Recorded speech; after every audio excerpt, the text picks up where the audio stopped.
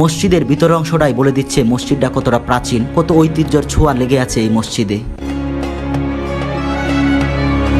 আসসালামু আলাইকুম। আজকে চলে আসলাম ঈশ্বরগঞ্জ থানার উসাকিলা বাজার, প্রায় 100 বছরের ঐতিহ্য শাহী মসজিদে। মসজিদটা ঘুরে ঘুরে দেখব এবং আপনাদেরকেও দেখাবো। চলুন আপনাদের মসজিদের ভিতরের অংশটা দেখাই। মসজিদের ভিতরের অংশটা দেখুন কত সুন্দর, সুবহানাল্লাহ। মসজিদের ভিতরের অংশটাই বলে দিচ্ছে মসজিদটা কতটা প্রাচীন, কত ঐতিহ্যের ছোঁয়া লেগে আছে এই মসজিদে। শাহী মসজিদের পাশে কত সুন্দর করে দাঁড়িয়ে আছে উসাকিলা কেরামতিয়া আলিম মাদ্রাসা।